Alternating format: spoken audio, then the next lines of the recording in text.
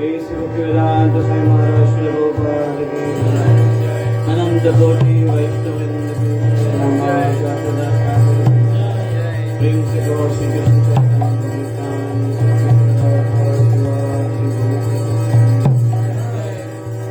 श्रील गोपाल तिरुभाव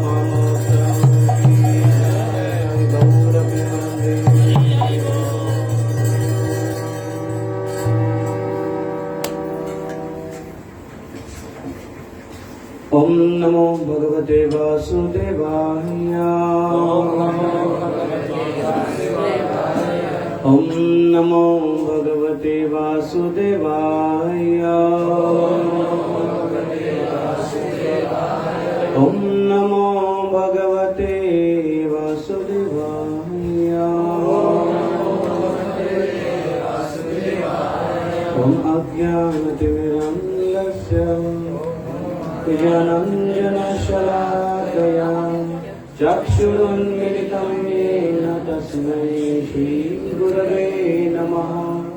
श्रीचैतन्यमनोभीष्टं स्थापितं येन भूतले स्वयं रूपा कदा मह्यं ददाति स्वपदान्तिकं वन्देऽहं श्रीगुरुः श्रीयुतापदकमलं श्रीगुरुर्वैष्णवांश्च श्रीरूपं साग्रजातं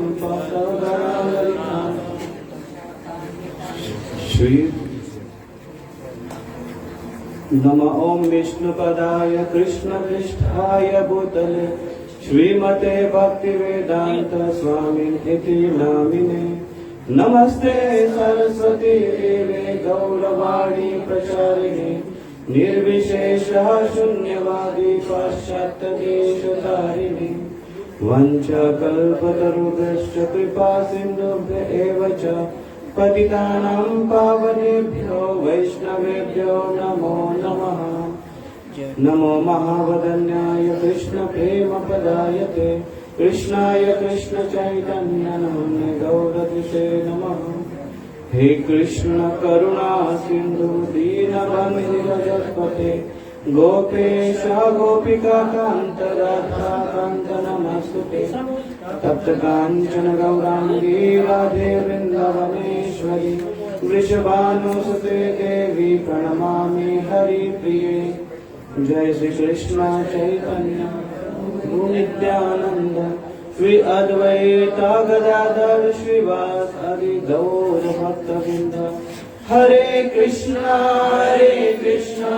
कृष्णा कृष्णा हरे हरे हरे राम राम राम हरे हरे। मुखं करोति वाचालं पङ्गुं लङ्घयति यत्कृपातमहं वन्दे श्रीगुरुदेवतारे।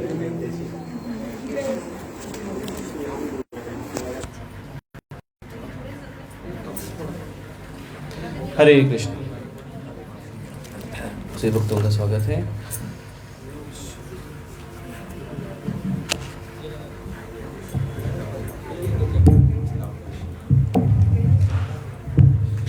आज के इस विशेष पर्व में सबका स्वागत है। और ये पर्व है श्रील प्रभुपाद जी इनका तिरुभाव तिथि। तिरुभाव और आविर्भाव, आविर्भाव का अर्थ है प्रकट होना, तिरुभाव का अर्थ है अप्रकट होना। और ये प्रकट और अप्रकट इसलिए कहते हैं क्योंकि वो केवल हमारे आँखों के सामने से प्रकट व अप्रकट रहते हैं। जिस प्रकार से सूर्य उदित होता है और अस्त होता है, कभी नष्ट नहीं होता है।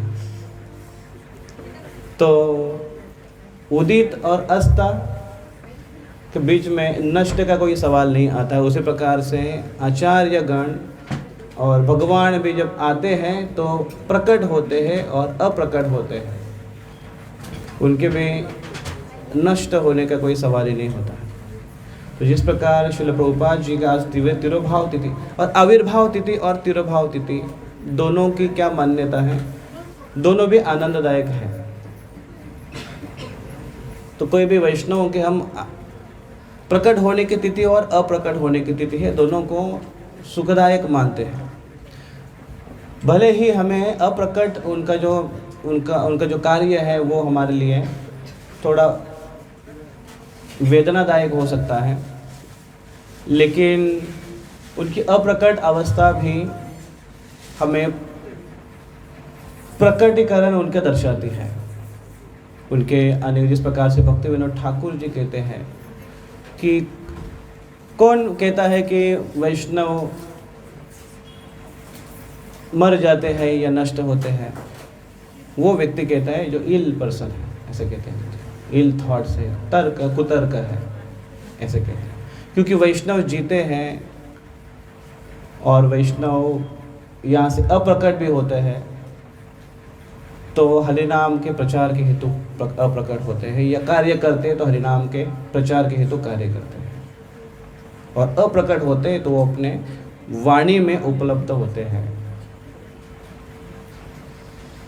तो श्रील प्रभुपाद जी के प्रति अगर उसके बारे में कुछ चर्चा की जाए तो प्रभुपाद जी हमारे सामने हमारे संस्थापक आचार्य के रूप में प्रकट हैं, उनके वाणी के द्वारा प्रकट है। उनके बहुत सारे प्रभुपाद जी अपने शिष्यों को एक उदाहरण दे रहे थे समझाने के लिए कि आप मेरा रिस्पेक्ट कैसे करोगे, तो बताते हैं कि ये मेरी ऐनक है, तो इसको जब देखोगे तो आप क्या मानोगे? तो उन्होंने कहा कि हम मानेंगे कि प्रभुपाद जी का ऐनक है, तो क्या इस ऐनक को आप डिसरिस्पेक्ट करोगे? तो शिष्य ने कहा नहीं, क्योंकि ये आपके ऐनक है, आपका चश्मा है, तो आपका चश्मा उसको आपके साथ कनेक्शन होने के कारण उसी को भी उतना ही महत्व या उतना ही रिस्पेक्ट देंगे। तो आज प्रभुपाद जी के जो घनिष्ठ शिष्य हुए, उनकी कृपा से हमारे पास बहुत सारे ऐसे एविडेंस है, ऐसे घटनाएं हैं जिनके द्वारा हमें वो भी ज्ञात होती है। तो ये उनकी कृपा है। और हर चीज़ जैसे प्रभुपाद जी का कहना था कि ये फ्लोज में और परंपरा में आता है। परंपरा को खंडितम करेंगे तो उनके अगले या उनके ऊपर के जो आचार्य उनको हम अप्रोच नहीं कर सकते। प्रभुपाद जी के बारे में हम में से कितने जन जानते थे? पहले हमें कुछ भी पता नहीं था, ना ही हमने प्रभुपाद जी को देखा और ना ही हमारा तब जन्म हुआ था, एटलीस्ट मेरा तो नहीं हुआ था जब प्रभुपाद जी तिरोभावित हुए, प्रभुपाद जी इस धरती से चले गए, तो हमको पता भी नहीं था कि प्रभुपाद जी, तो प्रभुपाद जी के बारे में हमको कैसे पता चलता? उनके शिष्यों ने ये कुछ ऐसे कार्य करके रखा है और उनके लीलाओं को प्रकाशित करके रखा है, शब्दों में शब्द के रूप में उसको प्रस्तावित करके रखा है, ताकि हम उसको उनको जान पाए, उनको पढ़ पाए, वो अनुभव कर पाए। तो ये उनकी असीम कृपा है हमारे ऊपर। और फिर प्रभुपाद जी के इन कार्यों को, लीलाओं को हम जानते हैं तो हमें पता चलता है कि प्रभुपाद जी का कितना बड़ा सहयोग है हमारे जीवन में। तो एक राष्ट्र के अध्यक्ष ने एक बार ऐसे पूछा कि ये मत पूछो कि देश तुम्हारे लिए क्या कर रहा है, अपने आप को ये पूछो कि तुम देश के लिए क्या कर रहे हैं। तो अगर इस मुहावरे को अगर हम चर्चा करें कि इस्कॉन ने हमें क्या दिया है, प्रभुपाद जी ने हमें क्या दिया है, तो अगर इसी को उल्टा करें तो हमारे लिए ये क्वेश्चन हो सकता है कि ये प्रश्न मत पूछो कि इस्कॉन ने हमें क्या दिया है, प्रश्न ये करो कि हमने इस्कॉन को क्या दिया है, हमारा इस्कॉन के लिए या प्रभुपाद जी के लिए क्या कंट्रीब्यूशन है, क्या सहभाग है। जो बहुत बड़ा प्रश्न है, बहुत महत्वपूर्ण प्रश्न है। तो जब जब मन में ये प्रश्न आए कि हमें इस्कॉन ने क्या दिया है या प्रभुपाद जी से हमें क्या मिला है, जब जब प्रश्न आता है तो हम अपने आप को ये प्रश्न पूछ सकते हैं कि हमने क्या किया है। तो हमने सबसे पहले तो देखिए, एक कोई भी व्यवहार है, साधारण व्यवहार है जहाँ पर आदान प्रदान होता है। आदान प्रदान, एक व्यक्ति हमारे लिए कुछ करता है, हम उनके लिए कुछ करते हैं, ये आदान प्रदान की श्रृंखला शुरू रहती है। लेकिन जो इसकी शुरुआत पहले करता है वो श्रेष्ठ माना जाता है। अगर हम इस धरती पर कहें कि हमने प्रभुपाद जी के लिए क्या किया है, तो हम ये क्वेश्चन करें प्रभुपाद जी ने हमारे लिए क्या किया है। प्रभुपाद जी ने हमारे लिए कुछ सबसे पहले किया है, उसके बाद हम केवल रेसिप्रोकेट, एक आदान प्रदान के रूप में, एक कृतज्ञता की भावना से हम केवल कुछ करने की कोशिश कर रहे हैं। तो पहले दिया जिन्होंने तो हम ये अधिकार से नहीं कह सकते हैं कि हमें क्या मिला है ना, पहले हमें मिला है, उसके बाद हमारा भी कर्तव्य कि हम कुछ करें उनके लिए। तो करें तो हम क्या करें उनके लिए, ज़्यादा कुछ करने की आवश्यकता नहीं, हमें केवल उन्होंने दिया हुआ वो सिद्धांतों का पालन भी करेंगे तो बहुत बड़ी बात होती है। नियमों का पालन करें तो बहुत बड़ी बात होती है। प्रभुपाद जी इसको कहते हैं कि गुरुजन प्रभु अपने बुक में लिखते हैं, प्रभुपाद जी के उनके साथ जो पास्ट टाइम्स है, जो उनके कुछ मेमोरीज है, उसके बाद उसके लिए वो कहते हैं कि वो कहते हैं कि एक क्लास चल रहा था प्रभुपाद जी का, और उसमें उन्होंने बहुत सारे प्रश्न पूछे थे ना, उन्होंने एक क्लास में क्वेश्चन किया था। तो प्रभुपाद जी उसमें कहते थे कि हम कृष्ण की सेवा कर रहे हैं, हर कोई हम कृष्ण की सेवा कर रहे हैं। तो डायरेक्टली हम कृष्ण की सेवा कर रहे हैं और इनडायरेक्टली हम कृष्ण की सेवा कर रहे हैं। डायरेक्टली हम भक्त बनकर कृष्ण की सेवा कर रहे हैं। अभी जब इतने सारे भक्तगण यहाँ पर लगे हुए हैं, जो अन्य जगह पर है, ऑफलाइन ऑनलाइन जो भी भक्त हैं कृष्ण की सेवा में लगे हुए हैं, श्रवण कर रहे हुए कृष्ण की सेवा में, हर प्रकार से कृष्ण की सेवा डायरेक्टली कृष्ण की सेवा में है। इनडायरेक्टली कृष्ण की सेवा क्या है, जो अपने घरेलू जीवन में, भौतिक जीवन में व्यस्त है, वो अप्रत्यक्ष रूप से कृष्ण की सेवा कर रहे हैं। तो ये अप्रत्यक्ष रूप से कृष्ण की सेवा कैसे हुई, माया के माध्यम से। तो वो माया की, एक तो कृष्ण की सेवा में रहेगा, एक तो माया की सेवा में रहेगा।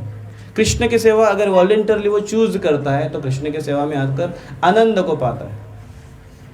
अगर कृष्ण की सेवा तो ये प्रश्न प्रभुपाद जी इसको एक्सप्लेन कर रहे थे, और भागवतम के एक फर्स्ट कैंटो में एक तात्पर्य में प्रभुपाद जी इसको विस्तार से वर्णन करते हैं। तो कृष्ण की सेवा डायरेक्टली व्यक्ति करता है, और अगर नहीं करता है तो उसको इनडायरेक्टली कृष्ण की सेवा करनी पड़ेगी माया के द्वारा, ऐसे प्रभुपाद जी एक्सप्लेन कर रहे थे। तो फिर ये क्वेश्चन उन्होंने पूछा, तो फिर क्या प्रॉब्लम है, हम अपने भौतिक जीवन में व्यस्त है, मस्त है, आनंदित है, सब कुछ अपना ठीक चल रहा है, तो अप्रत्यक्ष रूप से हम कृष्ण की सेवा कर ही रहे हैं, तो क्यों इतना समस्या, क्यों इतना अपने आप को एकदम जबरदस्ती खींच कर यहाँ पर लेकर आए, कुछ नहीं मन बैठता है फिर भी उसको चैंटिंग में बिठा है, क्यों हम ऐसा इतना सारा मगजमारी करें कृष्ण की सेवा के लिए, अपना सब कुछ जब ठीक चल रहा है तो क्या प्रॉब्लम है। ऐसे उनका क्वेश्चन पूछने का एक अर्थ था। इनडायरेक्टली हम कृष्ण की सेवा कर ही रहे हैं। तो प्रभुपाद जी ने एक लाइन में उसका आंसर दे दिया। प्रभुपाद जी कहते हैं कि यस, आप डायरेक्टली अगर कृष्ण की सेवा कर रहे हो तो आप आनंदित हो जाओगे, अगर आप इनडायरेक्टली कृष्ण की सेवा करोगे तो दुखी हो जाओगे। और इसका वर्णन प्रभुपाद जी तात्पर्य में देते हैं भागवतम के।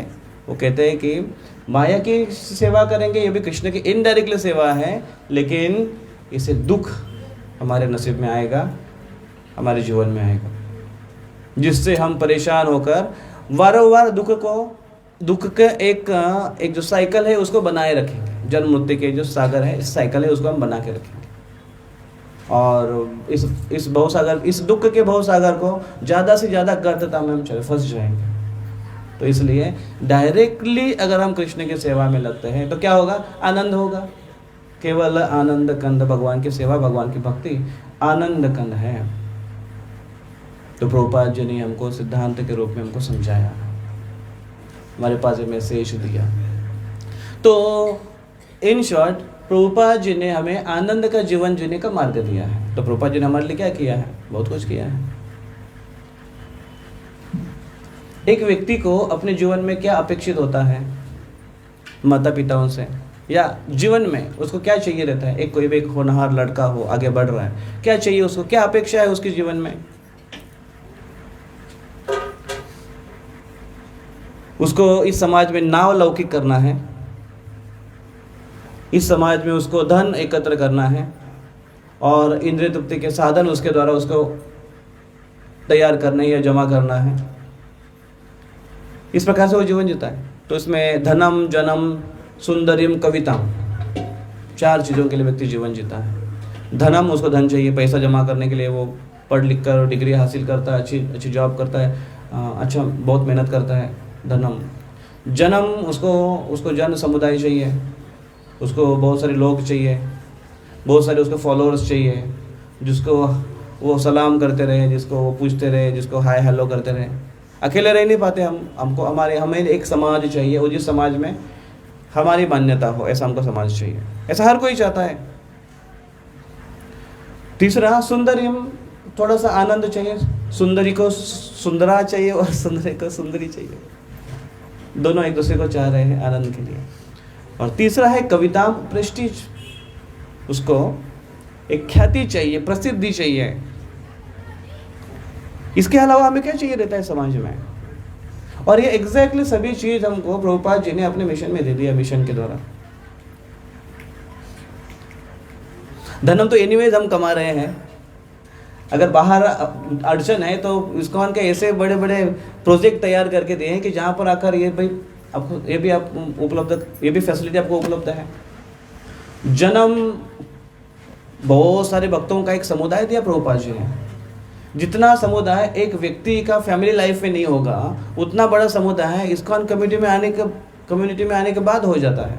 कितने सारे भक्त, एक एक व्यक्ति के एटलीस्ट फेसबुक पर 4-4, 5-5 हज़ार तो होंगे, उसमें से डिवोटी लोग ही ज़्यादा होंगे, नहीं फ्रेंड्स? कितने सारे, और कहाँ के कॉन्टेक्ट्स,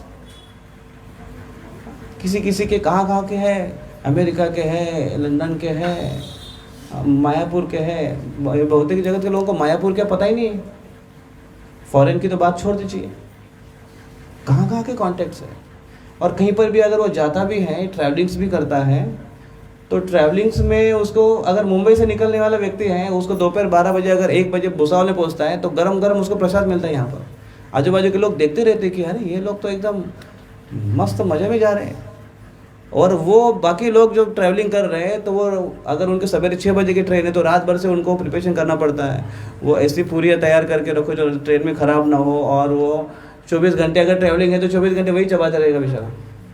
और डिवोटी एक कोई जाएगा तो उसको भुसावल में प्रसाद मिलेगा, उसको दोपहर में, उसके बाद वो शाम को नागपुर पहुँचेगा तो नागपुर इस्कॉन मंदिर से वो प्रसाद मंगाएगा, फिर रात में उधर सोएगा, दूसरे दिन सवेरे उठेगा, शायद वो रायपुर के आगे उधर पहुँचेगा, वहाँ पर इस्कॉन मंदिर से प्रसाद मंगाएगा, और फिर उधर टाटा नगर से इस्कॉन मंदिर से प्रसाद मंगाएगा, फिर अल्टीमेटली हावड़ा पहुँच गया तो हावड़ा स्टेशन पर भी वो नागपुर कलकत्ता से कि गोविंदा से वो सवेरे का ब्रेकफास्ट मंगा सकता है। कितना बड़ा ये कनेक्शन है, सोचिए कितना बड़ा समाज दिया प्रभुपाद जी ने। तो समाज है, जन्म, सुंदरियम के ऊपर चर्चा नहीं करेंगे हम लोग, लेकिन कविता हम एक वैष्णव को कितनी प्रसिद्धि मिलती है। आप केवल तिलक लगाओ, थोड़ा धोती कुर्ता पहन के निकलो, लोग बोलते महाराज, बोलते अरे महाराज। आपको अगर आप देखेंगे तिलक, और काफ़ी बार अगर आपको देख रहे तो बोले हरे कृष्णा के नाम से आपको पुकारेंगे, हरे कृष्णा, ये देख हरे कृष्णा वाले आके। काफ़ी बार हम यहाँ से घूमेंगे तो बोलेंगे हरे कृष्णा, रिस्पेक्ट करेंगे लोग। इतना रिस्पेक्ट तो किसी प्रतिष्ठित व्यक्ति का भी नहीं होता है समाज में, कोई पोजीशनधारी व्यक्ति का भी नहीं होता। इतना रिस्पेक्ट एक वैष्णव का होता है उसके आचरण के द्वारा। तो ये सारी चीज़ों को प्रदान किया है प्रभुपाद जी की कृपा के द्वारा, ये सारी चीज़ मिली है। तो प्रभुपाद जी ने क्या नहीं दिया है? सब कुछ दिया है। और दूसरा क्या चाहिए हमको? नाम चाहिए रहते हैं समाज में। इतना बड़ा नाम दिया प्रभुपाद जी ने अपने, हमारे नाम के सामने, क्या? इस्कॉन। जब हम निकलते हैं तो बोलते हैं इस्कॉन वाले आ गए, इस्कॉन वाले। तो लोग क्या बोलते हैं पता है क्या? इस्कॉन मतलब ऐसा नहीं है, ये लोग विशेष लोग हैं। इस्कॉन मतलब बहुत बड़ी संस्था है, बहुत बड़ा पीछे एक सपोर्ट है इस्कॉन नाम का। एक किसी ने एक वीडियो देखा था, बहुत पुरानी बात है, जिसमें एक छोटा सा बच्चा रहता है, असवल का शायद, उसको उसके पीछे एक शेर लगता है उसको मारने के लिए। तो बहुत उसका प्रवास एकदम, वो दौड़ते जाता है, नदी के उस पार जाता है, एक बार नदी में भी गिरता है और फिर दूसरे साइड में आता है। तो नदी में एक लकड़ी गिरी हुई थी, लकड़ी को पकड़ कर वो तैरते साइड में आता है। तो अल्टीमेटली वो शेर उसका पीछा करते करते उसको पकड़ ही लेता है। और अभी शेर सामने है और ये छोटा सा बच्चा है उसका, और वो बच्चे के पास और कोई ऑप्शन नहीं है अभी, वो क्योंकि वो बचा नहीं पाएगा। और शेर ऐसे एक पंजा मारता है उसको, ऐसा लहू-लुहान करता है उस बच्चे को, और वो बच्चा जो चिल्लाने लगता है जोर से, है ऐसा अपनी लैंग्वेज में वो जोर से चिल्लाने लगता है। केवल एक ही उपाय है उसके पास, चिल्ला रहे। और अंततः उसके चिल्ला कर देख कर वो जो शेर है वो थोड़ा रुक जाता है मारने के लिए, वो रुक जाता है, दूसरा पंजा नहीं मारता है। और उसके बाद भी वो शेर थोड़ा पीछे आकर भाग जाता है। तो बच्चे है जो जोर से चिल्ला रहे हैं, जोर से चिल्ला रहे हैं, तो ऐसे लग रहा है कि ये बच्चे को चिल्लाने से वो शेर डर कर भाग गया, लेकिन वो शेर के पीछे उसकी माँ इतने जोर जोर से चिल्ला रही है और आवाज़ कर रही है।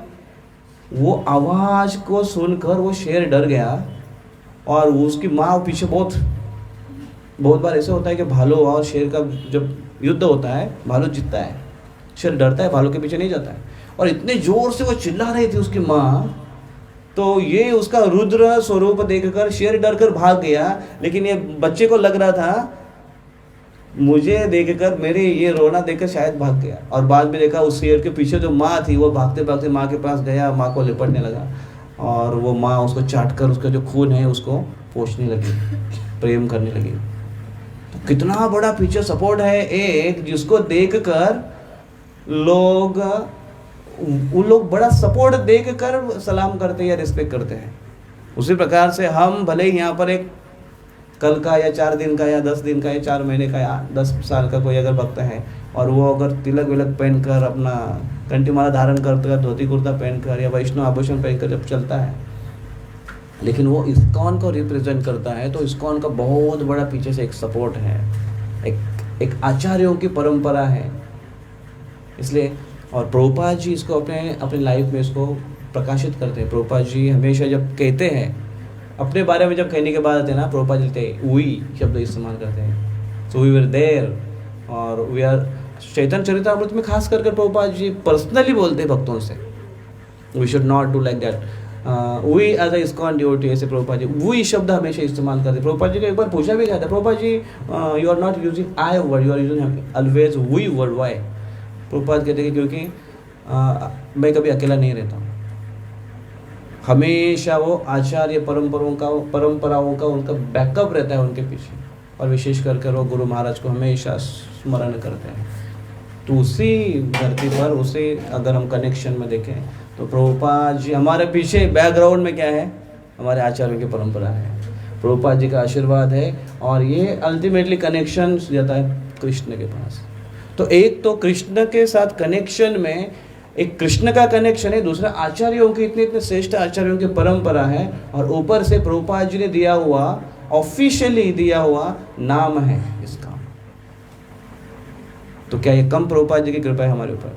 और उस नाम के लिए प्रभुपाद जी ने जो किया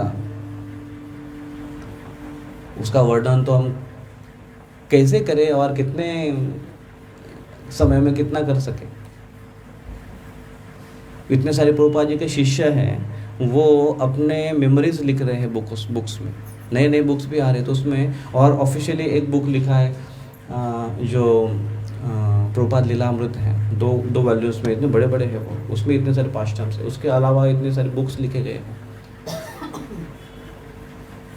श्याम सुंदर प्रभु ने बुक लिखा है, गिरिराज महाराज ने अभी रिसेंटली बुक लिखा है, यमुना माता जी ने अपने मेमोरीज लिखे हैं प्रभुपाद जी के साथ, कितने सारे पास्ट टाइम्स है प्रभुपाद जी के। तो हर एक भक्त उसको अपने अपने स्वरूप में उसको ले रहे हैं। परम पूज्य लोकनाथ स्वामी महाराज अपने एक बुक में प्रभुपाद जी के अपने एक्सपीरियंस के बारे में एक बुक में एक लिखते हैं, और जो वो कहते हैं कि प्रभुपाद जी को क्यों आचार्य कहा जाना चाहिए और क्यों आचार्य कहा जाता है, और या फिर एक आचार्य को आचार्य कहने के पीछे क्या कारण होता है या क्या क्वालिफिकेशन होता है। और प्रभुपाद जी हमारी संस्था के संस्थापक आचार्य है, तो क्या प्रभुपाद जी आचार्य के क्वालिफिकेशन को फुलफिल करते हैं? तो वो कहते हैं कि श्री संप्रदाय का एक प्रसिद्ध एक शास्त्र है जिसका नाम है प्रपन्नामृत तपन। तो इस प्रपन्नामृत तपन, इस ग्रंथ में आचार्यों के 5 वैशिष्ट बताए गए हैं, जिसके अंदर ये वैशिष्ट है तो वो आचार्य कहलाया जा सकता है। तो प्रभुपाद जी एज अ संस्थापक आचार्य, उनके अंदर ये हम उसके ऊपर उन्होंने डिस्कस किया, अब उसके ऊपर चर्चा करेंगे। तो पहला है जो कैटेगरी है, पहला जो एक लक्षण है जो होना चाहिए वो है उदारिका। और उदारिका अर्थ क्या है? उदारिका का अर्थ है मददगार, उपकारिका या रक्षक, इस रूप में प्रोटेक्टर, मदद करने वाला, या हमारे ऊपर कोई एहसान करने वाला, सपोर्टर, इस रूप में। और उसका दूसरा अर्थ ये है, तो प्रभुपाद जी हमारे लिए उपकारक है, रक्षक है, सपोर्टर है। लेकिन अभी प्रभुपाद जी डायरेक्टली नहीं है हमारे पास उस रूप में, इनडायरेक्ट वे हमारे पास प्रभुपाद जी है। लेकिन कैसे? गुरु शिष्य परंपरा का जो बैकअप है उसके द्वारा। तो गुरुओं के माध्यम से और गुरुओं के जो सपोर्टर्स हैं, हमको मार्गदर्शन करने वाले, उनके माध्यम से वो करते हैं उद्धारिका। तो लेकिन उसमें एक ये है कैटेगरीज कि ये रक्षण करने वाली जो परंपरा है या प्रभुपाद के बाद जो लेगेसी है, उसमें और प्रभुपाद जी के इसमें एक डिफरेंस ये है, वो आचार्य के इसमें एक डिफरेंस ये है कि वो भले ही प्रभुपाद जी के या आचार्य के बाद में आने वाले गुरु भले ही वो उद्धारिका की कैटेगरी को फुलफिल करें, लेकिन उनके पास उनमें और आचार्य में भिन्नता होती है कि वो आचार्यों के बराबरी के योग्यता में वो संरक्षक नहीं है। और ये प्रभुपाद जी के शिष्य जो आज पूरे विश्व भर में प्रचार कर रहे हैं, वो इसको एक्सेप्ट कर रहे, इस ट्रूथ को, इस सत्य को, कि प्रभुपाद जी ने उस समय सिंगल हैंडेडली अकेले जब प्रचार कर रहे थे, तो बोल्डली पूरा विश्व भर में वो प्रचार कर रहे थे। और उस समय कहीं कहीं पर कुछ ऐसी आवश्यकता है जहाँ पर प्रभुपाद जी अपने दैवी शक्ति से उसको मात भी करते थे। कई ऐसे एग्जाम्पल्स है जहाँ पर प्रभुपाद जी की दिव्यता के बारे में वर्णन आते हैं, कुछ ऐसे चमत्कारिक इंसिडेंट्स दिखाई देते हैं। कभी एक बार ऐसे हुआ कि प्रभुपाद जी के एक शिष्य और एक मांत्रिक था, उनके ऊपर जादू टोना कर रहा था। कुंभ मेला की बात है उस वहाँ पर। तो प्रभुपाद जी को पता चला कि ऐसे ऐसे हो रहा है, तो प्रभुपाद जी वहाँ पर बैठे और प्रभुपाद जी कुछ मंत्रों का पठन कर रहे थे या जो भी है। तो वो जो व्यक्ति तो मांत्रिक ये जो मंत्र तंत्र कर रहा था, उसकी विद्या काम ही नहीं कर रही है। तो उन्होंने देखा कि ये क्यों ऐसा हो रहा है। तो उन्होंने देखा कि ये इनके स्वामी जी, इनके गुरु जी है, ये कुछ तो ये कर रहे हैं, कुछ तो मेरी विद्याओं को चकनाचूर कर रहे हैं। और फिर प्रभुपाद जी ने पता नहीं क्या हुआ, क्या किया कि उसकी विद्या तो वो तो भूल ही गया, लेकिन उसके शरीर में ऐसा कंपन होने लगा और ऐसे एक अर्धांग का ऐसे झटका जैसे आया उसको, उसके बॉडी में ऐसे कंपन होने लगा और कुछ पार्ट उसके ऐसे सिकुड़ गए, जैसे कोई अपाहिज होता है और ऐसे करने लगता है, वैसे हो गया वो व्यक्ति। तो वो चमत्कार देखकर सब लोग आश्चर्य हो गए, क्या हो गया इसको, क्या हो गया इसको। और फिर वो प्रभुपाद उनके शिष्यों के साथ जब चले गए, तो प्रभुपाद के शिष्यों ने उनको पूछा, प्रभुपाद जी ये ऐसे कैसे हुआ उनको? तो बोले उसकी हिम्मत कैसे होगी मेरे शिष्यों को टच करने की, ऐसा कर ही कैसे सकता है, ऐसा सोच ही कैसे सकता है। वो प्रभुपाद जी का एक पोटेंसी है। और फिर शिष्यों ने पूछा, प्रभुपाद जी क्या वो परमानेंटली ऐसे रहेगा? प्रभुपाद जी ने कहा नहीं, कुछ समय तक रहेगा, बाद में ठीक हो जाएगा। तो लेकिन इस और ऐसे काफ़ी सारे इंसिडेंट्स हैं कि उसको दोहराया नहीं जा सकता है। तो शिष्यगण उसे एक्सेप्ट करते कि अभी उतनी पोटेंसी या उतनी उस प्रकार की ये बाकी शिष्य एग्जिबिट नहीं कर पा रहे हैं। तो ये इसलिए ये उद्धारिका जो प्रिंसिपल है यहाँ पर लागू होता है।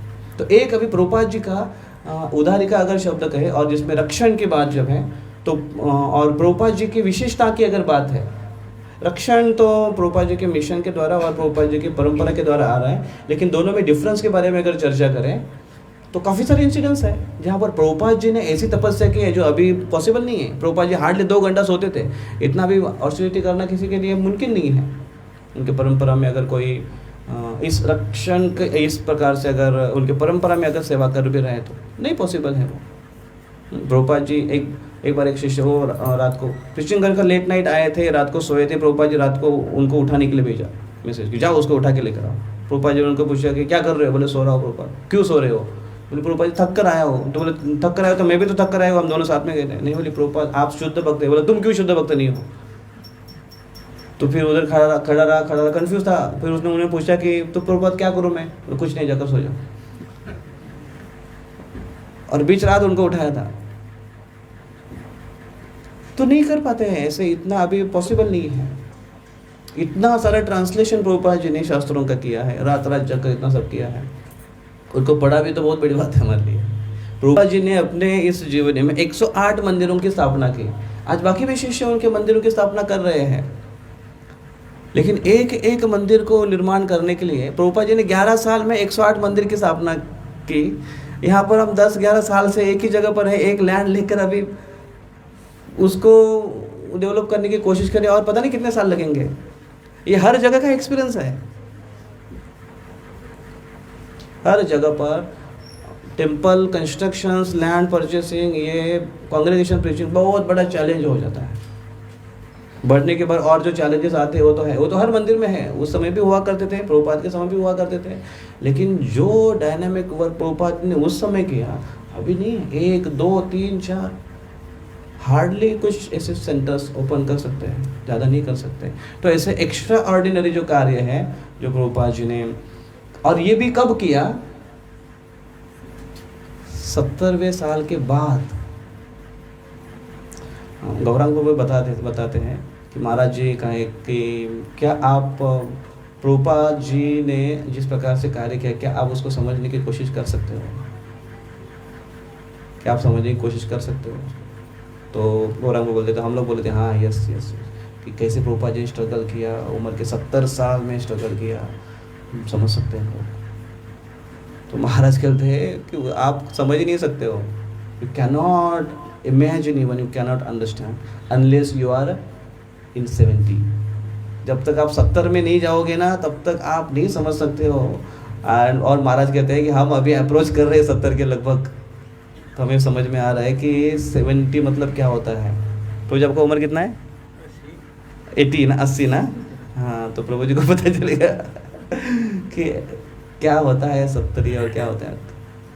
केवल फिजिकल लेवल पे भी नहीं, मेंटली इमोशनल लेवल पर भी बहुत व्यक्ति हताश होता है, उद्विग्नता होती है, चिंताएं होती है। इतना सब मानसिक चैलेंजेस को सहन करते हुए, शारीरिक चैलेंजेस को सहन करते हुए किसी के प्रति, किसी के आज्ञा के प्रति इतना एकनिष्ठ होकर कार्य में लगना, ये आम बात नहीं है, ये केवल राम बात है। जो प्रभुपाद जैसे आचार्य इसको कर सकते हैं। तो इसलिए ये जो उधारी का जो प्रिंसिपल है वो प्रभुपाद जी ही उसको एग्जिबिट करेगा। एक बार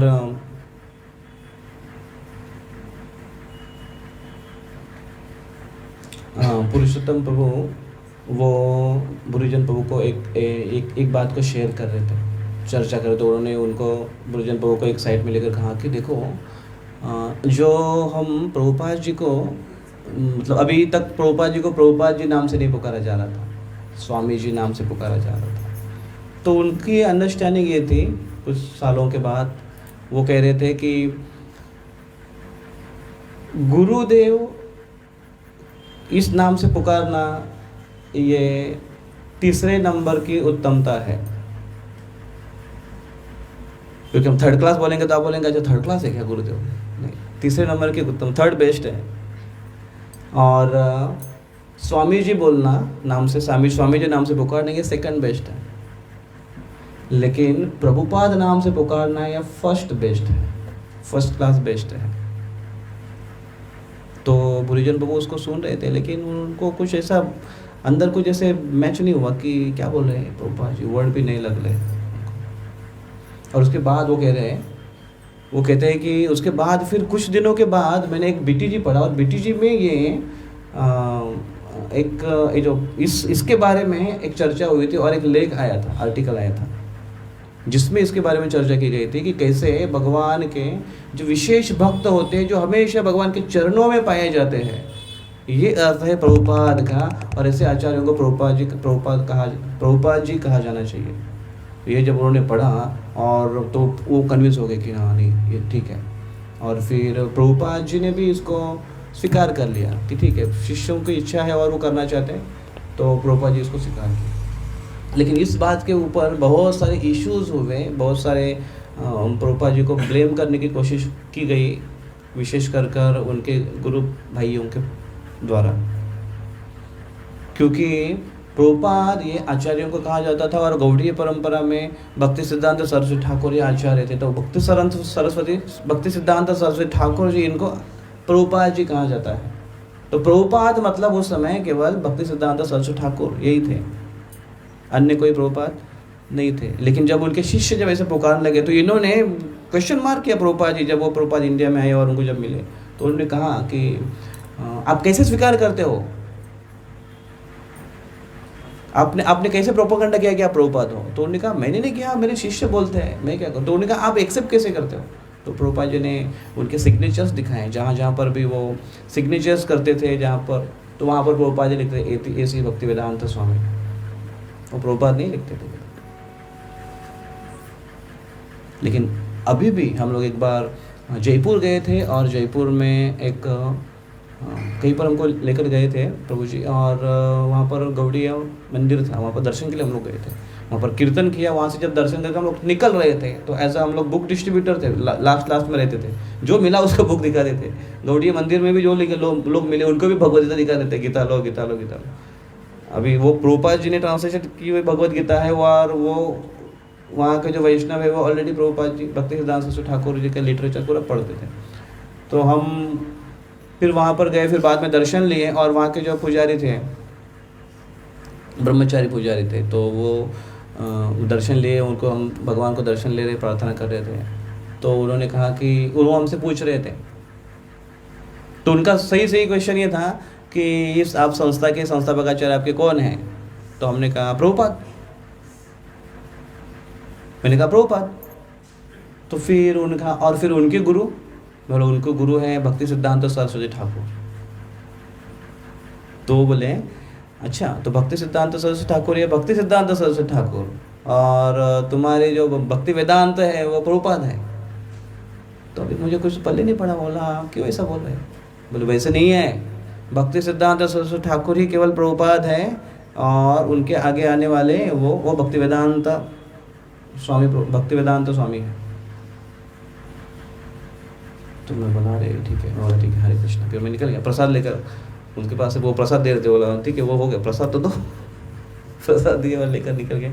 फिर मैंने जाकर जब पूछा, हमारे साथ वो राजगोपाल प्रभु थे, उनको मैंने पूछा, बोले प्रभु जी, तो वो पूछा थे क्यों इधर इतना लेट हो गया? मैं बोला वो मुझे पकड़ के रखे थे, मुझे पूछ रहे थे कुछ ऐसे। तो उन्होंने ऐसे पूछा, तो उन्होंने कहा ओ, तो उन्होंने, उनके मुख से केवल एक ही शब्द निकला कि जेलसी। मुझे पल्ले नहीं पड़ा, समझ में नहीं आया कि क्या है ये। बाद में समझ में आया कि क्योंकि ये, और मैंने बाद में महाराज को ऑब्जर्व किया, हर बार महाराज के मुख से जब भी भक्ति सिद्धांत सरस्वती ठाकुर जी का नाम निकलता है तो वो लाइन पूरी ये निकलती है कि सो भक्ति सिद्धांत Saraswati Thakur Prabhupada ji says like this, जो आगे का है। लेकिन यही शब्द हमेशा उनके सामने प्रभुपाद जी जोड़ा होता है, और होना चाहिए क्योंकि ही इज़ अ प्रभुपाद। और उसके बाद हमारे इस्कॉन में हम जो भी भक्तगण ऐसे बाहर जब भी कभी बोलना होता था स्टेज पर, ऐसे जिसको लोग अवलोकन करने वाले हैं, हमेशा प्रभुपाद शब्द इस्तेमाल करते हैं, और हमको सबको करना चाहिए क्योंकि भक्ति सिद्धांत सरस्वती ठाकुर ये प्रभुपाद है। तो ये बहुत बड़ी उपाधि है प्रभुपाद की। तो एक वो आचार्यों को एक उपाधि दी जाती है प्रभुपाद। अभी रिसेंटली मतलब कुछ साल पहले अपने गोपीनाथ मंदिर में भी इस्कॉन में ऐसे कुछ भक्त जो बड़े से श्रेष्ठ है, उसकी भी ऐसी कुछ अपने एक नाम के एक श्रृंखला चालू हो गई थी, जिसमें भक्तिपाद, श्रीपाद ऐसे नाम शुरू हुए थे। तो गोपीनाथ में जब भक्तिपाद स्वयं महाराज थे, कीर्तनानंद स्वयं महाराज, तो उनको भक्तिपाद कहा जाता था। और फिर बाकी भी कुछ उनके शिष्यगण बड़े, जो बहुत सारे सीनियर, कुछ ब्रह्मचारी थे, कुछ वरिष्ठ वैष्णव थे, तो उनको श्रीपाद नाम से पुकारा जाता था। तो बाद में फिर राधा स्वयं महाराज आए वहाँ पर, उनको पूरा ये मंदिर की सेवा दी गई, वहाँ का प्रीचिंग वो सब संभालने लगे। तो वहाँ पर जो पुराने जो ब्रह्मचारी थे उनके मन में एक क्वेश्चन आया, तो उन्होंने महाराज से क्वेश्चन किया कि महाराज जी आपको किस नाम से पुकारे, कौन से नाम से आपको पुकारना चाहिए? तो महाराज ने उत्तर दिया, महाराज ने पूछा कि call you what ever in name, जो आपको अच्छा लगता है वो बोलो, पुकारो मुझे, लेकिन प्रसाद के लिए पुकारना मत बोलना, बाकी जिस नाम से पुकारना चाहते हो पुकारो। तो वो सब चले गए, वो बोले कि ठीक है जिस नाम से पुकारना है पुकारो। तो वो इतना मायने नहीं रखा जाता था। क्योंकि एक ही केवल हम सेंटर में रखते थे, वो है भक्तिवेदांत स्वामी श्रील प्रभुपाद जी। तो एक है उनका कि एक रक्षक के रूप में है भक्तिवेदांत स्वामी प्रभुपाद जी, जो बहुत सारे प्रकार से या मीडियम से माध्यम से वो रक्षा करते हैं।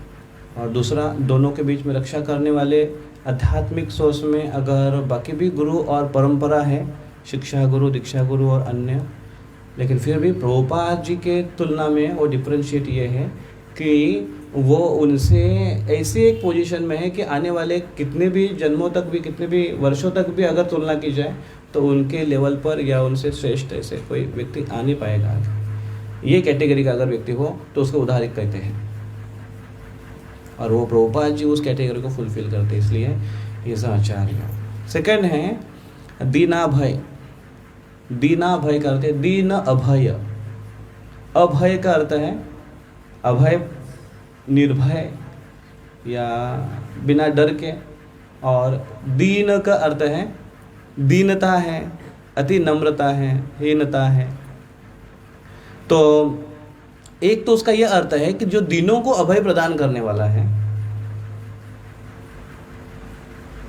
उस रूप में भी देख सकते हो। शरणागत को निर्भयता देने वाले हैं, वो उनके अंदर क्या गुण है कि नहीं है। प्रभुपाद जी का नाम ही क्या है? अभय चरण। अभय चरण। हमारे भक्तगण कभी कभी उनके नाम का जो उल्लेख करते समय कभी कभी इसका यूज़ करते ही हो, एसी भक्ति वेदांत स्वामी प्रभुपाद जी ना, एसी। बहुत शुरू में हमको समझ भी नहीं आता था एसी क्या है। एसी मतलब क्या है? अभय चरण। तो भक्तगण जब इसकी तुलना करते हुए कहते संसार दावा नल लील लोखा त्राणाय कारुण्य घना घन।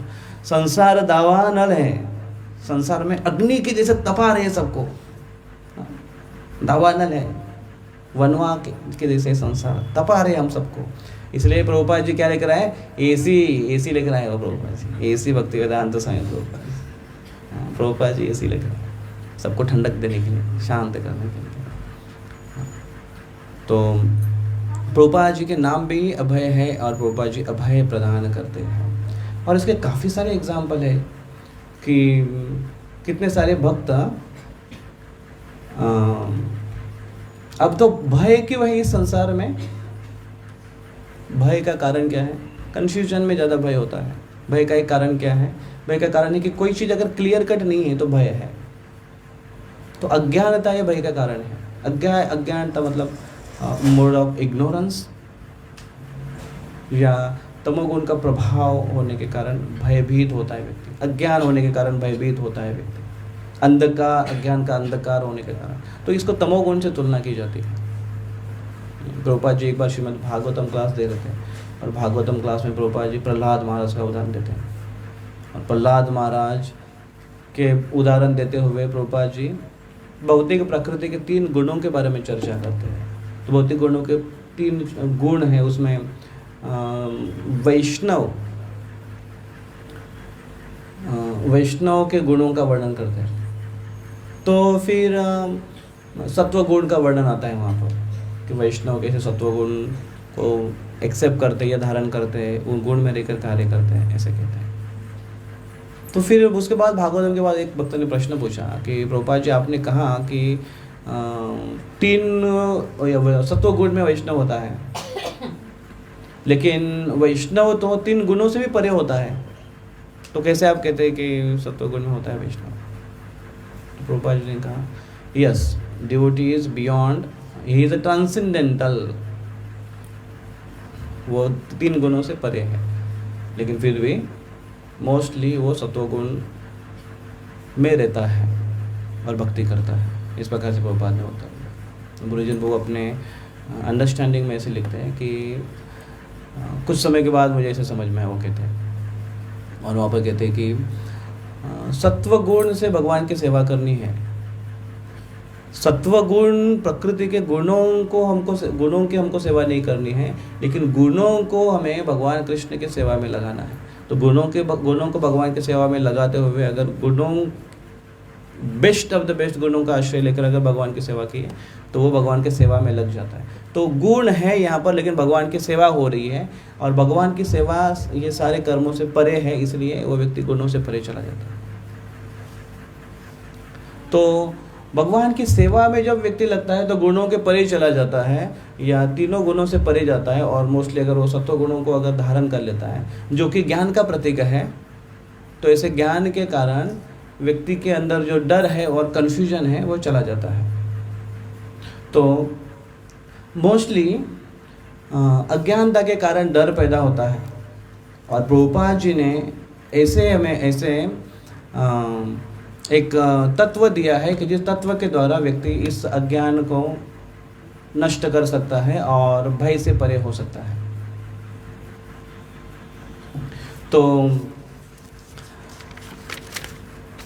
हमारे जीवन में या भक्तों के जीवन में प्रभुपाद जी के इस तत्व को जो व्यक्ति पालन करता है, उसका काफ़ी तौर पर एक एक्सपीरियंस है कि वो निडर ज़्यादा बनता है, जहाँ पर बिंदास रहता है वो। और प्रभुपाद की अपने लाइफ में अगर देखेंगे, प्रभुपाद एकदम बोल्डली बोला करते थे, बोल्डली। प्रभुपाद की जो वॉकिंग भी देखेंगे आप, तो देखेंगे आप प्रभुपाद जी, बाकी सब यंग है उनके पीछे है, प्रभुपाद जी आगे हैं, और बूढ़ा व्यक्ति है लेकिन एकदम ऐसे लाठी लेकर। वो मायापुर का एक फेमस चित्र है, जहाँ पर मायापुर की जो अभी भूमि है वहाँ पर पहले खेती थी, तो राई चावल की खेती है, वो काट के धान काट के रखा हुआ है। ठंडी है तो बाकी सारे भक्तगण अपने शॉल को ऐसे ओढ़े हुए ऐसे ऐसे चल रहे हैं, और प्रभुपाद जी एकदम ऐसे चलते हुए दिखने एक फोटो दिखाई देता है। प्रभुपाद जी हर समय यहाँ पर क्या डर बोलोगे आप, प्रकृति के प्रकोप से भी प्रभुपाद जी डरते नहीं थे, और कहीं पर भी अपने स्पीच करने के बाद आते तो प्रभुपाद जी डरते नहीं थे। बहुत बार अगर हमें किसी ने कुछ फंक्शन के उद्घाटन के लिए बुलाया है, हमें वो रिस्पेक्ट कर रहा है, चलो आप आइए, आपको हम रिस्पेक्ट करते हैं, आप आते आइए, और फिर तो आप हमारे विशेष मुख्य अतिथि है, यजमान हैं, तो हम एक कर्तव्य के रूप में, रेसिप्रोकेशन के रूप में हम उनके साथ आदान प्रदान तो ये रखेंगे ही ना, कि हम भी उनका रिस्पेक्ट करें। लेकिन वो अगर योग्य नहीं है, तो एक बार प्रभुपाद जी को एक व्यक्ति ने अपने एक किताब का उद्घाटन करने के लिए बुलाया था, बड़ा फंक्शन रखा था उन्होंने, और उनको कहा, प्रभुपाद जी को पहले बुक दी थी, और प्रभुपाद जी को कहा था कि आप मेरे बुक के बारे में कुछ बताओ। प्रभुपाद जी ने जो शुरू की अपनी फिलॉसफी, कृष्ण भावना के तत्व के उन्होंने बताना शुरू कर दिया, तो बार बार से यहाँ से मैसेज दे रहा है, प्रभुपाद जी इस बुक के बारे में बताओ, इस बुक के बारे में बताइए। और लास्ट में प्रभुपाद जी ने बोला, ये बुक 1 नंबर का बोगस बुक है, कोई भी इसको पढ़ना मत। और प्रभुपाद जी ने हरे कृष्णा बोलकर प्रवचन खत्म करके प्रभुपाद चले गए। So bold. तो इसलिए प्रभुपाद जी की शिष्यों ने भी वही मूड को धारण करते हुए कभी कभी ऐसे सिद्धांतों को प्रकट करते हैं। 6 महीने का कोई अगर भक्त जो इस्कॉन में आ रहा है और प्रवचनों को अगर ठीक से सुन रहा है, उसका फंडा एकदम क्लियर है, उसको सब कुछ पता है कि वो कौन है, वो कहाँ से आना है, उसको क्या करना है, और जीवन के अंत में कहाँ जाना है, ये सबको पता होता है। 1-4-5 महीने में अगर वो आने लगा, ठीक से अगर सुन रहा है, उसको पता होता है हम कौन है, हम शरीर नहीं, हम आत्मा है। हमें यहाँ पर क्या करना है, भगवान की सेवा करना है, भगवान की भक्ति करना है, और मृत्यु के बाद हमको कहाँ जाना है, गोलोक धाम। सब कुछ क्लियर, एकदम क्लियर कट अंडरस्टैंडिंग देके रखा है प्रभुपाद जी। इसलिए वो प्रिंसिपल को प्रेजेंट करने के लिए कभी डरता नहीं है, कभी डरता नहीं है। तो इस रूप से भी वो निर्भय है। और जो प्रचारक है प्रभुपाद जी के मिशन में, जो प्रभुपाद जी का सोल्जर है, वो तो और निर्भय, ऐसे ऐसे एरिया में जाकर प्रचार कर रहे हैं, ट्राइबल एरिया में जाकर प्रचार कर रहे हैं। वो इंद्रदुम्न स्वामी महाराज के बुक्स अगर आप पढ़ेंगे, जो ऐसे एरिया में जाकर प्रचार कर रहे हैं, और भक्ति पुरुषोत्तम स्वामी महाराज, उनके एक्सपीरियंस अगर आप सुनेंगे, जो ट्राइबल एरिया में, ऐसी एरिया में प्रचार कर रहे हैं, कि जहाँ पर प्रचार करना ना ही केवल कठिन है लेकिन रिस्की भी है। हम लोग जब बुक डिस्ट्रीब्यूशन के लिए गए थे, हमें पर्सनली उसका एक्सपीरियंस है। जब हम यहाँ पर महाराष्ट्र के बुल्ढाना और जालना, बुल्ढाना उस साइड में जब बुक डिस्ट्रीब्यूशन करने के लिए गए थे, तो कुछ गांव हमें ऐसे मिले, और हम लोग शुरू में हम लोग 2 हुआ करते थे, मैं और राजगोपाल को। तो हम लोग एक गांव में गए थे, और रात के लगभग 8 बजे होंगे, तो हमने सोचा कि चलो एक लास्ट गांव है, छोटा सा गांव है, इसको ट्राई मार देते हैं और ख़त्म करते हैं बुक डिस्ट्रीब्यूशन रात का। उस गांव में गए, चढ़ते चढ़ने का जो रास्ता था एकदम ऐसा एकदम स्ट्रेट ऐसा रास्ता था, बहुत ज़्यादा स्टिफनेस था उसके अंदर। तो फिर भी हमने सोचा कि चलो ट्राई मारते हैं। हम लोग गए, ऊपर गए एक जगह पर, अच्छी जगह पर, थोड़ा कम चौड़ा रास्ता था, वहाँ पर जो गाड़ी एक साइड में पार्किंग किया। लोगों को पूछा कहाँ कहाँ जा सकते हैं, लोगों ने बताया इस एरिया से जाओ, ऐसे ऐसे जाओ, इस गली से जाओ। हम बुक डिस्ट्रीब्यूशन कर रहे थे, तो राजगोपाल वो एक एरिया से गए और मैं दूसरे एरिया से गए। मैं बुक स्टॉल पर रुका, वहाँ पर कुछ लोग आए, उसके बाद फिर हम चले गए लोग, उसके बाद स्टॉल बंद कर मैं गाड़ी लेकर दूसरे साइड से वहाँ पर गया, उस दूसरे गली में गया। वहाँ पर जब गया तो कुछ बच्चे, नवयुवक बच्चे कुछ थे वहाँ पर जमा होते, और एक लड़का उसमें था, वो एकदम ऐसा कुछ बॉडी बिल्डर नहीं था, एकदम कड़का कुड़का था, लेकिन ऐसे रफली बात कर रहा था, ऐसे दादागिरी से बात कर रहा था। तो वो बोले तुम लोग आए क्यों यहाँ पर, ये किताब, बोला अरे भगवत गीता, अरे गीता बीता छोड़, बोले तो ऐसा दादागिरी की भाषा में एकदम आया, मतलब अभी वो मारेगा, झगड़ा करेगा डायरेक्ट। तो ऐसे सिचुएशन में हम जनरली हम किसी से पंगा नहीं लेते हैं, बोले क्या करना है इसको, एक तो गांव है, गांव के सामने राव क्या करेगा, ऐसा होता है। दूसरा कि ये हमारा मकसद है ही नहीं, उद्देश्य है ही नहीं। तो फिर जनरली हम ऐसा करते हैं कि अगर कोई ऐसा कर रहा है तो फिर समाज का एक सपोर्ट लेते हैं कि लोगों के सामने उसको प्रेजेंट करके लोगों को दिखा दे, भाई देख आपके गाँव का आदमी कैसे कर रहा है, ऐसे बोल रहा है, तो ऐसे प्रेजेंट करने की हम कोशिश करें। तो मैं लोगों का सपोर्ट लेने की कोशिश कर रहा था। तो बोला अरे देखो ये कैसे बोल रहा है, ऐसे थोड़ा बात किया जाता है, कोई आपको नहीं लेना तो जाओ ना, कोई प्रॉब्लम नहीं, अब यहाँ पर क्यों हमको तकलीफ तंग कर रहे हैं। तो मैं किसी लोगों को बोल रहा था, तो वो एकदम ज़ोर से चलते चलते वहाँ पर आया, वो ये क्या बोलेगा, और वो बड़ा आदमी था, वो लगभग 45-50 के आसपास एज का व्यक्ति था, हट्टा कट्टा भी था, और वो कड़का लड़का उसको बोल रहा है, कड़का लड़का उसको बोल रहा है ये क्या बोलेगा, किसी की हिम्मत है क्या मेरे सामने बोलने की। और एब्सोल्युटली गांव के लोग उसको डरते थे। तो मैं सोचा ये आदमी पता नहीं क्या है, तो मैं वहाँ से भी गाड़ी को पैक कर दिया, दूसरी साइड में चला गया। तो वो मेरे पीछे ही आ रहा था लास्ट तक।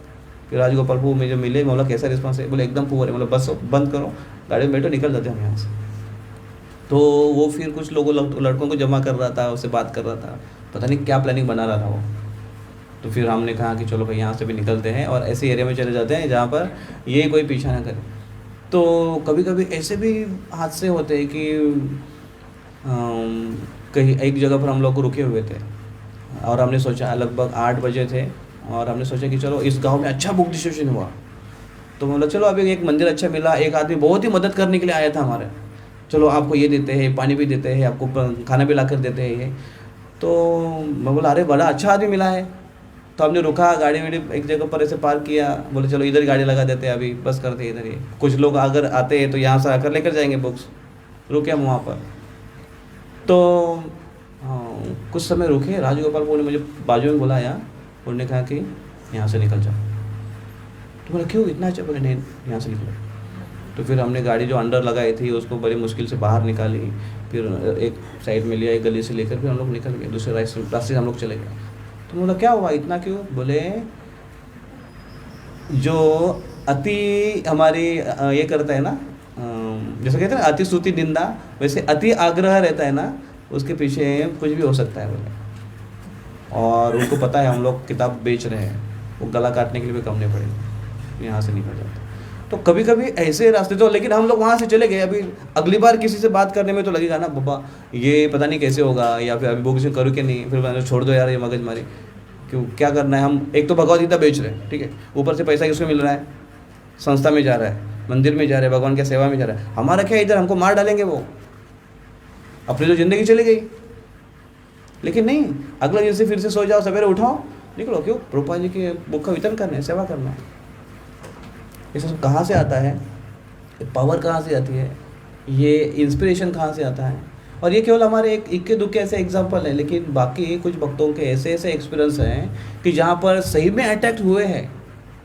जैसे अभी बांग्लादेश में अटैक हुआ है, तो वहाँ के सारे भक्तों तो मंदिर छोड़ के निकलने चाहिए थे, लेकिन फिर भी, और मायापुर के मंदिर में पहले तो आक्रमण हुआ था, अटैक हुआ था, बॉम्ब तक फेंके गए थे, लेकिन वहीं पर भक्त धैर्य बना कर रखें और एक श्रद्धा लेते हुए कि प्रभुपाद जी हमारी रक्षा करेंगे, और प्रभुपाद जी करते हैं रक्षा। यहाँ तक कि प्रभुपाद जी के रक्षा करने के काफ़ी सारे एक्सपीरियंस और भक्तों के साक्षात्कार हैं। एक प्रभुपाद जी के बड़े सीनियर शिष्य हुए, उनका नाम नहीं बताएंगे, लेकिन वो बहुत अच्छा प्रभुपाद जी को बहुत उन्होंने हेल्प किया उनके मिशन में। लेकिन कुछ समय के बाद थोड़ा डिस्ट्रैक्ट हो गया, आउट ऑफ ट्रैक, कुछ समय के लिए भक्ति के मार्ग से थोड़ा सा अलग मार्ग में चल रहे थे वो। लेकिन उसके बाद फिर अंत में जब उनका लास्ट स्टेज उनकी आई तो फिर से वो भक्ति में आ गए, फिर से वो भगवान की आश्रय लिए और बड़े गंभीरता से आश्रय लिए थे और अपने आप को पछतावा कर रहे थे कि मैंने कितनी बड़ी गलती की कि मैं प्रभुपाद से दूर चला गया और मैं भक्ति से दूर चला गया, ऐसे वो पछतावा कर रहे थे। और जीवन के अंत में जब वो लास्ट स्टेज पर थे तो प्रभुपाद जी उन्होंने ऐसे देखा, किसी को पता नहीं, वो केवल मुख से कोई उनके ये इतना ही निकला, प्रभुपाद अब आ गए और उन्होंने शरीर छोड़ा और चले गए। तो दैट मीन्स कि प्रभुपाद हैज़ प्रॉमिस्ड कि मैं आऊँगा, आप करो ये प्रयास, जो मैं कहता हूँ करो, और अगर तुम्हारा पतन भी हो जाए, कुछ प्रॉब्लम भी हो जाए, मैं तुम्हारी रक्षा करने के आऊँगा। तो that was his word, Prabhupada ji के शब्द हैं। तो उस प्रकार से ये परिपूर्णता भी होती है। तो एक ये भी एक सुरक्षा है कि प्रचार कार्य में, बुक डिस्ट्रीब्यूशन करने में भक्ति सिद्धांत भक्ति तीर्थ स्वामी महाराज जी के कितने सारे एक्सपीरियंस है। बुक डिस्ट्रीब्यूशन करते समय कितनी सारे डिफ़िकल्टीज आए, कहाँ से उनको इतना अभयता मिलती है, कहाँ से उनको इतना, और वो डिफ़िकल्टीज़ में उन्होंने बुक डिस्ट्रीब्यूशन के सेट बेचे थे, डिस्ट्रीब्यूट किए हैं। और वो एक रशिया में जब प्रभुपाद जी 1971 में प्रभुपाद जी रशिया में गए थे, वहाँ पर केवल एक शिष्य बने थे उनके। प्रभुपाद जी वहाँ पर एक थोड़ा प्रचार करके प्रभुपाद जी निकल गए थे। लेकिन उसके बाद जो धीरे धीरे प्रचार बना उसके, और उनमें कुछ ऐसे भक्त बने जिनके ऊपर एक बुक लिखा गया साल्टेड ब्रेड। वो अगर आप पढ़ेंगे तो आपको अनुभव होगा कि कितना स्ट्रगल था उनके जीवन में। गैगिक नाम के भक्त हो गए। फिर सार्वभौम प्रभु थे, उनके जीवन में देखिए कितना स्ट्रगल है, कितना KGB ने कितना उनको पिटा है, कि कितना मारा, और हॉस्पिटल जेल में उन्होंने शरीर को त्याग दिया, यहाँ तक मार पड़ी थी, यहाँ तक उनके ऊपर पनिशमेंट की गई थी। लेकिन फिर भी ये एक अभयता कहाँ से आ रही थी, ये सब करने की शक्ति कहाँ से आ रही थी? तो गुरु की और प्रभुपाद जी के मिशन की और प्रभुपाद जी की एक ऐसी पोटेंसी है जिसके द्वारा हम ये सब कर पा रहे हैं। अकेले अगर हम बिना इस सपोर्ट के अगर करने की कोशिश करेंगे, हम नहीं कर पाएंगे, इतना गारंटेड हम नहीं कर पाएंगे। करके देखिए, इसको छोड़कर आप अलग कुछ करके देखिए। कोई व्यक्ति अगर भगवान की सेवा में जो रिस्क लेता है, जिस एज पर चलकर काम करता है, वो अपने पर्सनल लाइफ में इतना नहीं करता है, वो कंफर्ट ही दिखता है, नहीं कर पाता है। तो ये एक प्रभुपाद जी की विशेषता है, प्रभुपाद जी का एक विशेष प्रोटेक्शन है, उसको कहते हैं दीना भय। तो ये सेकंड है। थर्ड है कि आचार्यों की एक तीसरी वैशिष्ट्य क्या होना चाहिए उनके अंदर, कि वो अपनी कमेंट्री दे शास्त्रों के ऊपर।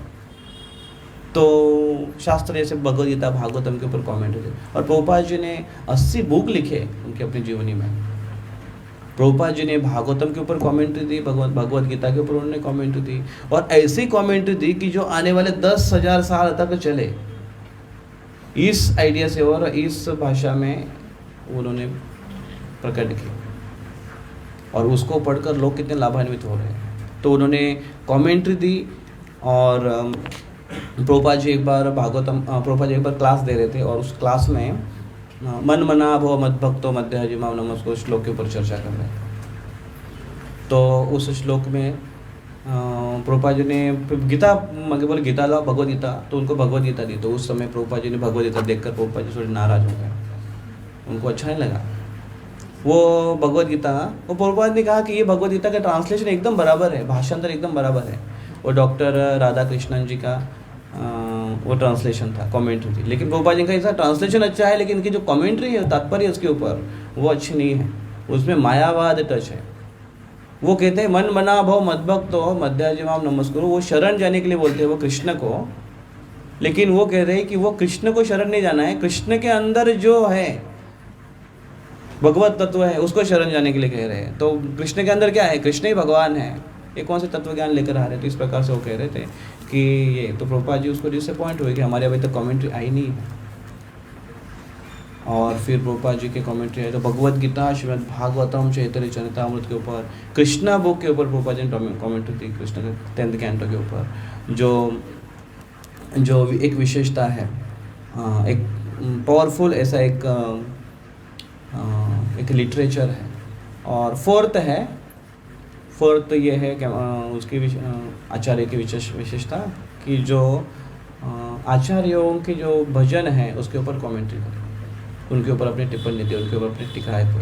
और प्रभुपाद जी के खुद भजन हैं, प्रभुपाद जी के कुछ आचार्यों के भजन है, उसके ऊपर प्रभुपाद जी के तात्पर्य है। और 5वां है, वो कहते हैं कि उनके नाम की पहचान विष्णु के दर्शन से हो, उसको आचार्य कहते हैं। तो उनके नाम की पहचान विष्णु के दर्शन से होनी चाहिए। तो यहाँ पर दर्शन के 2 अर्थ है, 2 दर्शन, 2 प्रकार के दर्शन हैं। एक दर्शन प्रत्यक्ष आँखों के द्वारा देखा जाता है दर्शन, दूसरा दर्शन जो कानों से सुना जाता है। दर्शन मतलब फिलॉसफी, तत्वज्ञान। तो जिनका नाम भगवान विष्णु के दर्शन के नाम से संबंधित हो, और प्रभुपाद जी का नाम है अभय चरणारविंद भक्ति वेदांत स्वामी प्रभुपाद जी। तो भक्ति वेदांत दर्शन है। तो इस दर्शन से उनका नाम संबोधित है प्रभुपाद जी का, ये भी है। और दूसरा, प्रभुपाद जी के दर्शन से भक्तों ने जो दर्शन किए हैं कृष्ण के, जिनके द्वारा उन्होंने आध्यात्मिक जगत की खिड़कियां हमारे लिए खोल दी है इस चित्रों के रूप में। तो हम इस चित्रों में जो दर्शन कर रहे हैं भगवान के, ये चित्र वो दर्शन के ऊपर आधारित है जो प्रभुपाद जी ने तात्पर्यों में और प्रभुपाद जी ने उस ग्रंथों से दिए हैं। हर एक चीज़ को अगर आप देखेंगे तो कृष्ण का वर्णन जैसे वैसे वस्त्र का वर्णन है, वो सारा दर्शन के अनुसार होगा। और प्रभुपाद जी कहा करते थे कि जो फोटोज हैं कृष्ण के जो चित्र बनाए गए हैं, these are the windows of spiritual world. आध्यात्मिक जगत की खिड़कियाँ है ये, जिसके द्वारा हम आध्यात्मिक जगत को में झांक कर देख सकते हैं। हमें एक कल्पना आ सकती है, एक आइडियाज आ सकती है कि ऐसे आध्यात्मिक जगत हो सकता है। तो ये एक प्रभुपाद जी ने ना केवल दर्शन, कानों के द्वारा दर्शन ही नहीं दिया, लेकिन आँखों के द्वारा देखने वाला दर्शन भी दिया, जिससे उनका नाम संबंधित है। तो इस प्रकार से प्रभुपाद जी को जो आचार्य नाम की जो पदवी है, या संस्थापक आचार्य नाम की जो पदवी है, वो सार्थक और समर्पक है। बोले श्री भक्ति वेदांत स्वामी श्री प्रभुपाद की, श्री प्रभुपाद तिरुभाव महामहोत्सव की जय। निताई गौर प्रेमानंदे हरि। तो प्रभुपाद जी का आज तिरुभाव तिथि है, हमारा कृतज्ञता व्यक्त करने का आज का दिन है, और उनको ग्लोरीफाई करने का दिन है, और उनसे प्रार्थना करने का दिन है कि प्रभुपाद जी कृपया करके आप हमें अपनी सेवा में आप इसी प्रकार से बनाए रखिए, और थोड़ा हम कुछ करें आपकी सेवा में। तो इसलिए हम उनको आज प्रार्थना करें। उनके शिष्यों ने जिस प्रकार से डेडिकेशन दिखाया, हम थोड़ा करने की कोशिश कर सकते हैं, थोड़ा बहुत करने की कोशिश कर सकते हैं। अपने कंफर्ट जोन से थोड़ा सा बाहर निकल कर, स्ट्रगल कर इस प्रकार से प्रभुपाद जी ने कहा, थोड़ा सा बाहर निकल कर अगर हम लोग करने की कोशिश करें तो बहुत कुछ कर सकते हैं। प्रभुपाद जी एक बार लेक्चर में, प्रभुपाद का ऑडियो लेक्चर में सुन रहा था, उसमें बता रहे थे प्रभुपाद जी, हाँ प्रभुपाद, हिंदी का लेक्चर है, तुम लोग वो थोड़े से एक ज़मीन के टुकड़े के लिए रो रहे हो, थोड़े से पाकिस्तान के लिए रो रहे हो, हम अकेला आदमी अमेरिका गया और भगवत गीता का प्रचार किया, कृष्ण का प्रचार किया, सारा जगह हिंदुस्तान बन जाए, सारे लोग हिंदू बन गए। प्रभुपाद जी थोड़ा अलग इसमें बोल रहे थे, इसमें कन्वर्जन की बात नहीं है, लेकिन प्रभुपाद जी इस प्रकार से कह रहे हैं कि और तुम लोग थोड़े से एक ज़मीन के टुकड़े के लिए रो रहे हो, हमारे साथ आओ, हमने इतना कुछ किया, आप सब हमारे साथ में आओ और पूरा विश्व इस संस्कृति को स्वीकार कर लेगा, सारा विश्व हिंदू बन जाएगा, आप इतने छोटे चीज़ के लिए रो रहे हो। प्रभुपाद जी कहने का अर्थ ये था प्रभुपाद जी का, ना हिंदू मुस्लिम कन्वर्जन की बात कर रहे थे प्रभुपाद जी। प्रभुपाद जी कह रहे थे कि मैं अकेला था, फिर भी मैंने इतना कुछ किया, आप सब हमारे साथ में आ जाओ, हम पूरे विश्व में ये हरे कृष्ण महामंत्र को और इस कृपा भगवान की इसको प्रचार करेंगे। तो प्रभुपाद जी बुला रहे सबको कि सब आ जाओ और उनके प्रचार में मदद करो। हरे कृष्णा कृष्णा कृष्णा हरे हरे, हरे राम राम राम हरे हरे। श्री राधा मुरलीधर भगवान की जय, गौरचंद्र भगवान की जय, जगत गुरु श्रील प्रभुपाद की जय। हरे कृष्णा। तो अभी पुष्पांजलि होगी, दर्शन खुलेंगे, प्रभुपाद जी के भोग लगा हुआ है, पुष्पांजलि होगी और उसके बाद तुरंत महाआरती और साथ ही साथ कीर्तन। हरे कृष्ण।